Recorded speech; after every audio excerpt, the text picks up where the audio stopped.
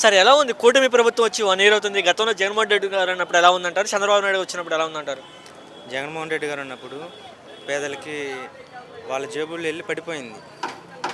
A to Z పడిపోయినాయి. ఇప్పుడేంటి current 2.49 rupees. ఈయన వచ్చిన తర్వాత 4.49 రూపీస్, అంటే ₹2 ఈయన జేబులో పెడుతున్నాయి. కానీ కరెంటు రోజు తీస్తున్నారు. అమ్మఒడి రాలేదు, తల్లికి వందనం రాలేదు, సూపర్ సిక్స్ రాలేదు, ఏమీ రాలేదు. కాగా మళ్ళీ దళితులపై అరాచకాలు. ఇప్పుడు అలాగే అయితే నగర్లో కుర్రల్ని కొట్టారు. అది అందరికీ తెలిసిన విషయమే.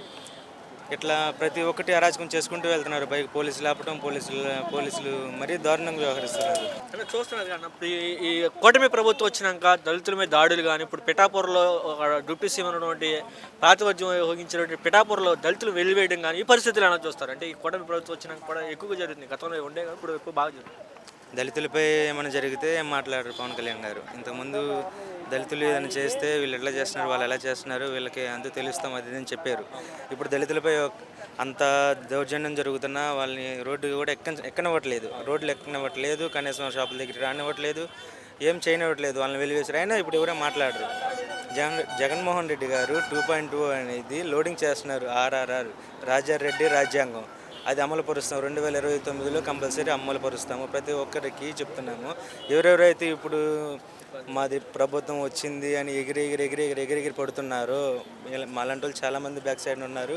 ఒక్కొక్కరు వస్తున్నారు. బ్యాక్గ్రౌండ్ వర్క్ చేసే ప్రతి ఒక్కళ్ళు వస్తున్నారు. ఏదైతే జగన్మోహన్ రెడ్డి గారికి 2011 నుంచి 2025 వరకు వెనక బ్యాక్గ్రౌండ్ వర్క్ చేశారో ప్రతి ఒక్కరు ఇప్పుడు ముందుకు వస్తున్నాము. అంటే మరి ఇప్పుడు జగన్మోహన్ రెడ్డి గారిని రాబోయే రోజుల్లో ఒక్క సీటు కూడా గెలవడని చెప్పి కడపలో మహానాడులో చంద్రబాబు నాయుడు గారి మాటల విధానాన్ని ఎలా చూస్తారు? అది హాస్యాస్పదం అనమాట. అది ఎందుకంటే ఆయన ఇంతకుముందు గెలిచాడు. ఆయన 4,50,000 మెజారిటీ. అది ఇంతవరకు ఎవరికి రాలి ఆంధ్రప్రదేశ్లో. బట్ ఆయన మాట్లాడడం హాస్యాస్పదం. సరే నెక్స్ట్ ఇప్పుడేమో ఈవీఎంస్ కానీ ఏదైనా కానీ ఏ టు జెడ్ మనకు తెలియదు. కానీ నెక్స్ట్ ఇది ఎవరు సాధించలేనంత 151 సాధించాడు ఆయన. ఇప్పుడు కూటమితోనే 164 వచ్చినాయి అంటున్నారు. 49%, 41% ఓట్ షేర్ ఉంది. మేము గెలవలేము ఎట్లా అంటారు? 2029లో కదా చూసేది. అప్పుడు చూస్తారు. ఇప్పుడు 12 నెలలకే వ్యతిరేకం వచ్చేసింది. రేషన్ బియ్యాలు తీసేశారు. వాళ్ళు రేషన్ బియ్యాలు తీసేస్తే రేషన్ డీలర్స్ కానీ వాళ్ళు కానీ బియ్యం ఇంతవరకు ఇవ్వట్లేదు పేదలకి. మీరు చూస్తున్నారు కన్నా జగన్మోహన్ రెడ్డి గారు మాట్లాడుతూ కూడా వెనుపోటు కార్యక్రమం పెడుతున్నారు 4వ తారీఖున. దీని ఎలా ఉంది అసలు? వెనుపోటు అంటే ఎందుకని వెనుపోటు కార్యక్రమం పెట్టాల్సిన ఉద్దేశం ఏంటంటే ఇప్పుడు మిర్చి రైతులకి న్యాయం చేశాడా?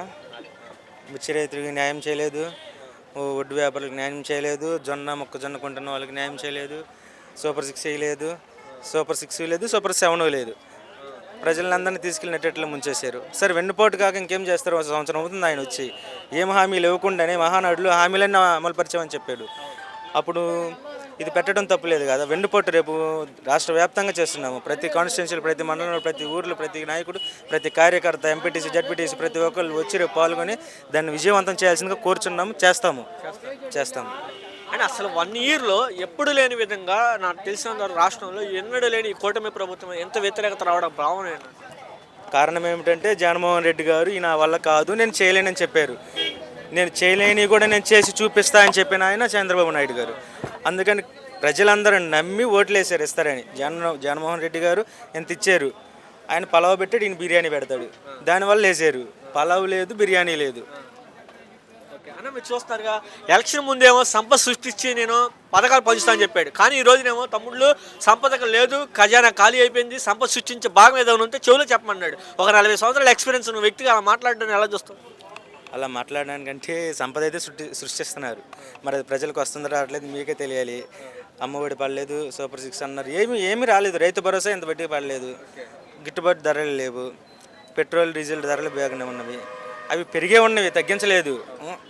అట్లా పెట్టుబడి అయితే పెంచుతున్నారు. అంటే ఇది అనమాట, సంపద సృష్టిస్తున్నారు. ప్రజలకైతే రావట్లా, వాళ్ళ జేబులు అయితే పడట్లేదు. కాకపోతే ఇప్పుడు ప్రజెంట్ ఎక్కడ చూస్తున్నాము, రేపు ఆంధ్ర రాష్ట్రంలో జరగబోయే వెన్నుపోటు కార్యక్రమానికి ప్రతి ఒక్కళ్ళు, ప్రతి వైఎస్ఆర్సీపీ కార్యకర్త ఎవరెవరైతే వెనకబడి ఉన్నారో ఎమ్మెల్యేల వల్ల, ఎంపీల వల్ల చాలామంది వెనకబడి ఉన్నారు. చాలామంది యూత్ వారు ప్రతి ఒక్కళ్ళు ముందుకొచ్చి రేపు ఘనంగా రాష్ట్ర వ్యాప్తంగా దాన్ని విజయవంతం చేయాల్సిందిగా కోరుచున్నాము.